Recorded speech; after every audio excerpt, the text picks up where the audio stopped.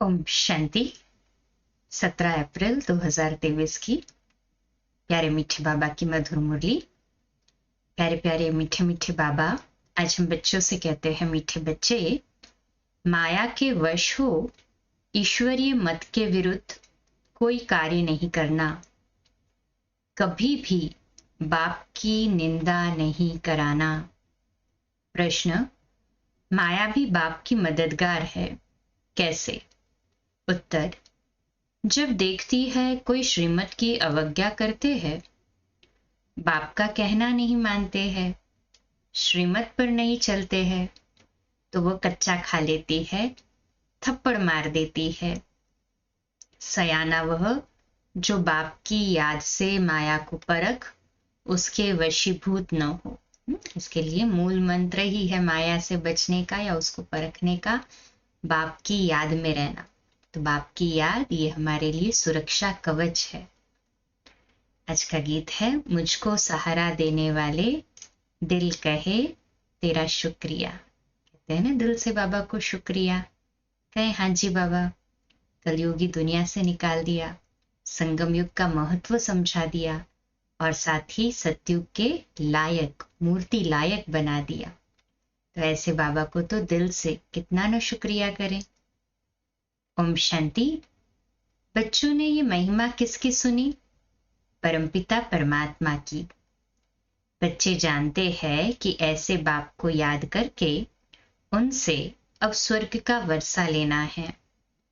बाप का तो फरमान है, निरंतर मुझे याद करो और अपने को आत्मा रूप से बच्चे समझो, यही मंजिल है।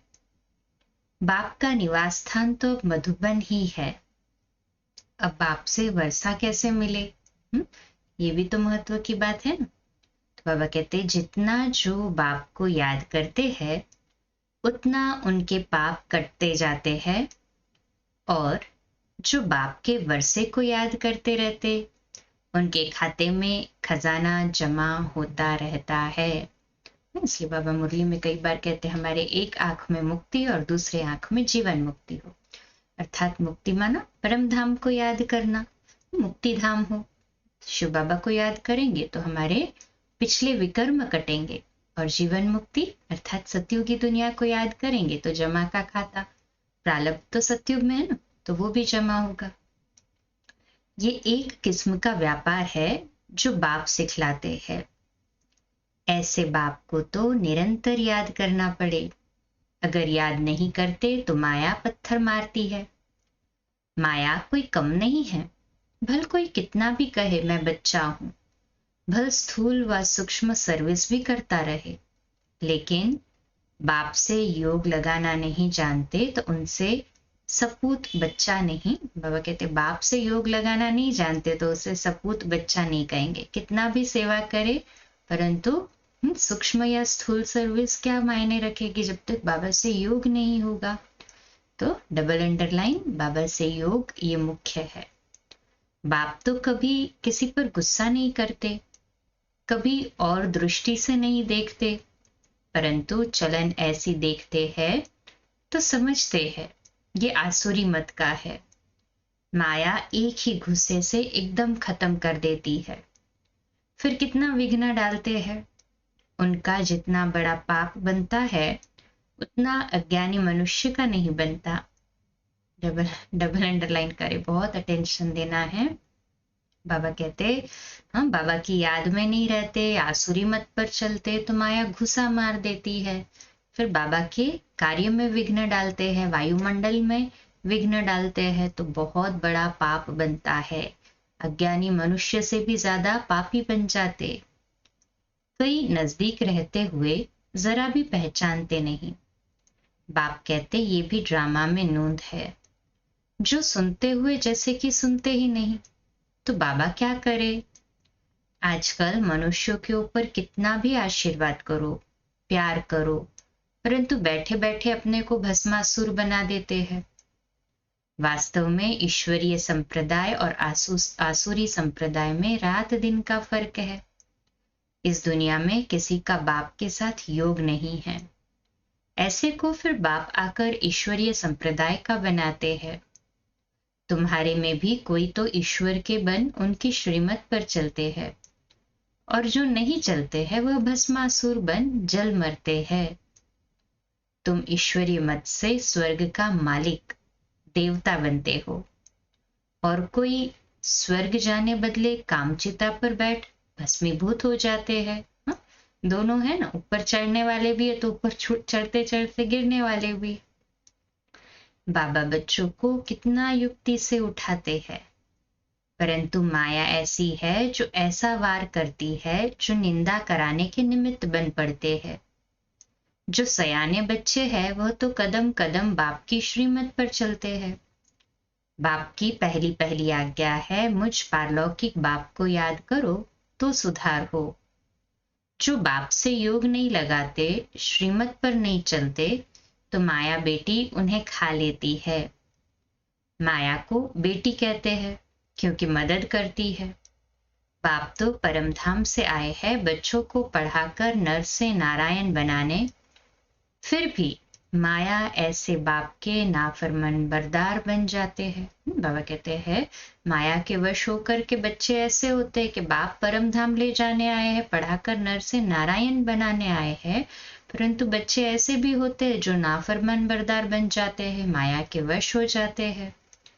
बाहर निकलने से ही माया का थप्पड़ लग जाता है।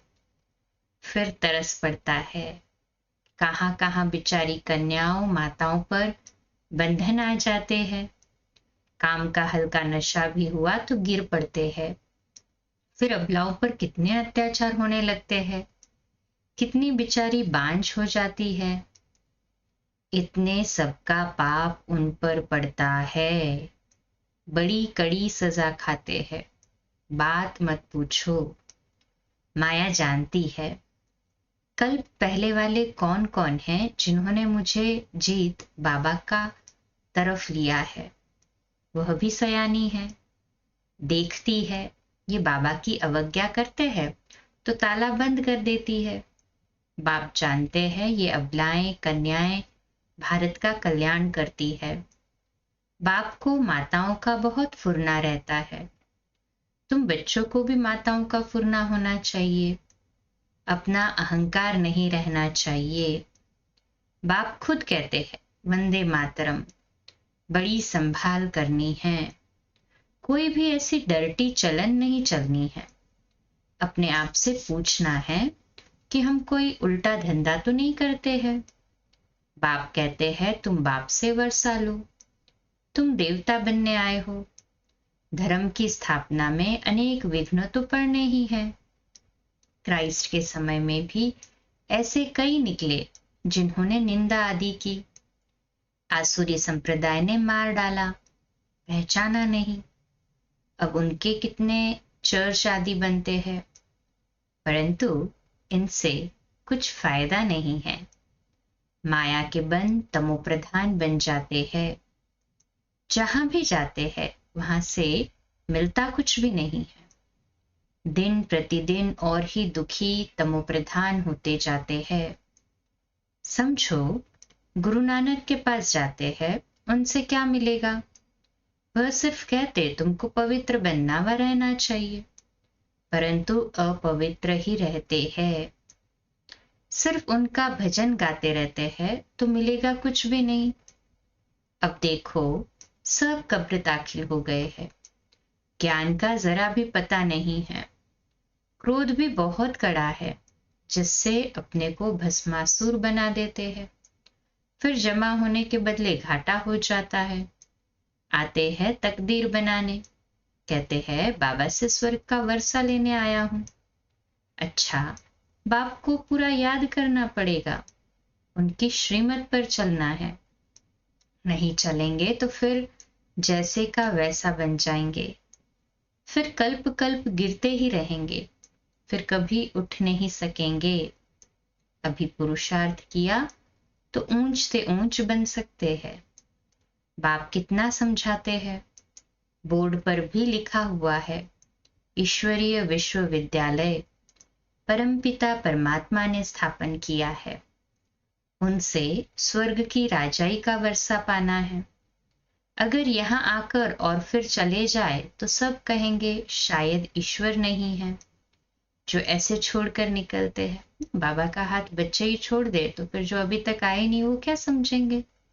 कितने संशय बुद्धि बन पड़ेंगे उन पर। बाबा कहते हैं जिन्होंने बाबा का बनकर हाथ छोड़ा, जिसकी वजह से लोगों के मन में संशय आया, तो ऐसे छोड़ने वालों बच्चों पर सबका पाप चढ़ जाता है, क्योंकि कईयों को बाबा का बनने में ही विघ्न डाल दिया ना। श्रीमत पर नहीं चलेंगे तो श्रेष्ठ कैसे बनेंगे? श्रीमत पर चलने से तुम्हारा कोई अपमान नहीं हो सकता है। वह बाप भी है, धर्मराज भी है। धर्मराज देखते हैं क्या क्या पाप करते हैं, मेरी ग्लानि करते हैं, बड़े कायदे हैं, परंतु बच्चे समझते नहीं। हाथ उठाते हैं हम लक्ष्मी नारायण को वरेंगे, और काम ऐसे करते हैं जो बात मत पूछो। आगे चलकर यह किला ऐसा बन जाएगा जो कोई पतित अंदर आ नहीं सकेगा। अभी तो माया बहुतों को नाक से पकड़ लेती है। वह निराकार बाप इन आंखों का लोन ले आए हैं, तो देखते हैं ये फर्स्ट क्लास बच्चा है, ये काटा है। बाप समझाते हैं, बच्चे तुमको तो स्वर्ग का मालिक बनना चाहिए, तुम ऐसा पुरुषार्थ क्यों नहीं करते? बाबा सर्वशक्तिमान है, माया पर जीत पहनाने आते हैं। कहते हैं मीठे बच्चे, कुछ सजाओं से भी डरो, श्रीमत पर आज्ञाकारी बनो, डबल अंडरलाइन। अपने पर रहम करो, माया के वश कुछ भी नहीं करेंगे तो भूत बन जाएंगे। बाबा कहते हैं माया के वश कुछ भी करेंगे, माया जैसे चलाती है वैसे कुछ भी करेंगे तो भूत बन जाएंगे। बाबा की याद में रहेंगे तो कुछ भी नहीं करेंगे तो फिर देवता बन जाएंगे। परंतु बाबा ने क्या कड़ा शब्द यूज किया आज कि माया के वश कुछ भी करेंगे तो भूत बन जाएंगे। भवानी माता कहा जाता है, कोई तो भवानी का वारिस बन जाते हैं, कोई भूत बन जाते हैं। तुम सब भवानी माताएं हो तो ज्ञान अमृत पिलाती हो। वफादार बच्चों पर माता पिता का आशीर्वाद रहता है, वफादार नहीं तो शांति से जाकर कहाँ दूर रहे तो अच्छा।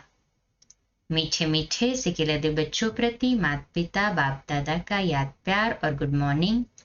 रूहानी बाप की रूहानी बच्चों को नमस्ते। हम रूहानी बच्चों की रूहानी माता पिता बाप दादा को याद प्यार, गुड मॉर्निंग और नमस्ते। वाह बाबा वाह, शुक्रिया बाबा शुक्रिया। फिर रात्रि क्लास है 17 जून 1968 का। बाबा कहते मीठे मीठे बच्चे, जब यहाँ आते हैं तो समझते हैं हम बाबा के पास जाते हैं, बाबा से सुनते हैं।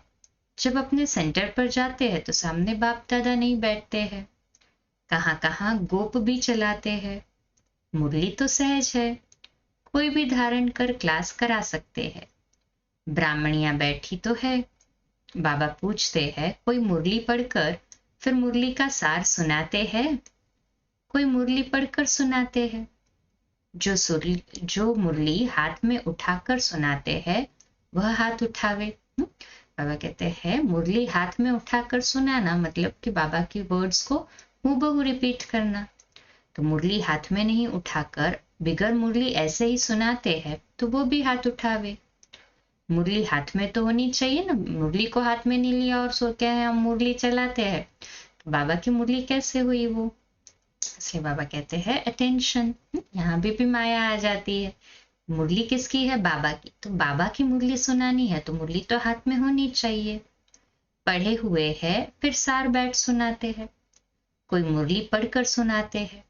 नंबरवार तो है ना। महारथी, घोड़ेसवार और प्यादे सभी तो एक्यूरेट नहीं पढ़ते, कोई तो पढ़ते भी रहते हैं, एडिशन कर रहस्य भी सुनाते रहते हैं। रसीले नमूने सभी ऐसे नहीं समझा सकते हैं। यहाँ तो बाप बैठे हैं। बाप बच्चों को कहते हैं कोई बात में संशय होना नहीं चाहिए। अटेंशन, सूक्ष्म में भी संशय नहीं होना चाहिए कोई भी बात में। एक बाप ही सभी कुछ सुनाते हैं। उन स्कूलों में तो अनेक पढ़ाने वाले हैं, अलग अलग पढ़ाते हैं। हर सब्जेक्ट का अलग टीचर होता है। यहाँ तो एक ही पढ़ाते हैं। शिव बाबा ही कॉमन सभी चारों सब्जेक्ट्स को पढ़ाते हैं ना हमें। है हाँ जी बाबा, क्योंकि बाबा जैसा तो कोई हो ही नहीं सकता दुनिया में। एक बाबा ही सुप्रीम टीचर है। एक ही एम ऑब्जेक्ट है। एम ऑब्जेक्ट भी तो सबकी एक ही है। इसमें प्रश्न पूछने का रहता नहीं। सुबह को यहाँ बैठ बच्चों को याद की यात्रा में मदद करता हूँ। ऐसे नहीं सिर्फ तुमको याद करता हूँ, सारे बेहद के बच्चे याद रहते हैं। तुमको इस याद से सारे विश्व को पावन बनाना है। अंगुली तुम किस में देते हो? पवित्र तो सारी दुनिया को बनाना होता है ना। तो बाप सभी बच्चों पर नजर रखते हैं। सभी शांति में चले जावे, सभी का अटेंशन खिंचवाते हैं। जिनका योग है वह उठाते हैं। बाप तो बेहद में नहीं बैठेंगे। हाँ, बाबा कहते हैं जिनका बाबा के साथ योग है वही अटेंशन में बैठेंगे। बाबा की योग सुबह सुबह उठ के बाबा की याद में बैठेंगे। बाप तो बेहद में ही बैठेंगे। मैं आया हूं सारी दुनिया को पावन बनाने। जिनका योग है वह उठाते हैं। बाप तो बेहद में बैठते हैं ना। सारी दुनिया को करंट दे रहा हूं तो पवित्र हो जाए। जिनका योग होगा समझेंगे बाबा अभी बैठे याद की यात्रा सिखला रहे हैं, जिससे विश्व में शांति होती है। बच्चों को भी याद किया जाता है। बाबा बच्चों को भी तो याद करते हैं ना। बाबा के लिए तो बच्चा ही सब कुछ है। वह भी याद में रहते हैं तो मदद मिलती है। तो हम भी याद में रहेंगे। शिव बाबा तो याद करते हैं हम बच्चों को, हमने भी बाबा को याद किया तो मदद मिलेगी ना। अच्छी रीति याद करते हैं वो थोड़े है। मददगार बच्चे भी चाहिए ना। खुदाई खिदमतगार निश्चय बुद्धि से याद करेंगे ना। तुम्हारी पहली सब्जेक्ट है ये पावन बनने की। गोया तुम बच्चे निमित्त बनते हो बाप के साथ। बाप को बुलाते हैं, हे पतित पावन आओ। अभी वह अकेला क्या करेगा? खिदमतगार चाहिए ना। तुम जानते हो विश्व को शांत बनाकर उस पर राज्य करेंगे। ऐसे बुद्धि होगी तब नशा चढ़ा हुआ होगा। तुम बच्चों को भारत को हेवन बनाना है। तुम जानते हो बाप की श्रीमत से हम अपने योग बल से अपनी राजधानी स्थापन कर रहे हैं। नशा रहना चाहिए। इसमें कोई स्थूल बात तो है नहीं, यह है रूहानी। बच्चे समझते हैं हर कल्प बाप इस रूहानी बल से हमको विश्व का मालिक बनाते हैं। ये भी समझते हैं शिव बाबा ही आकर स्वर्ग की स्थापना करते हैं। दुनिया को ये भी पता नहीं है परमपिता परमात्मा नई दुनिया की स्थापना करते हैं। कब कैसे बिल्कुल ही नहीं जानते हैं।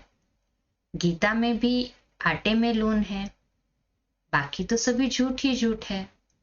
बाप आकर सत्य बताते हैं। भारत का योग बल तो नामी ग्रामी है। बाप कहते हैं हठ योगी राजयोग सिखला न सके, परंतु आजकल तो झूठ बहुत है ना। सच के आगे इमिटेशन बहुत होती है, इसलिए सच को कोई मुश्किल जान सकते हैं। ये तो बाप ही आकर राजयोग सिखलाते हैं। बाप कहते हैं कल्प कल्प ऐसे ही होता है। ये पूरा निश्चय होना चाहिए 100% के एक शिव बाबा ही आकर राजयोग सिखलाते। बाकी बाबा कहते सत्य के आगे तो दुनिया में इमिटेशन बहुत है।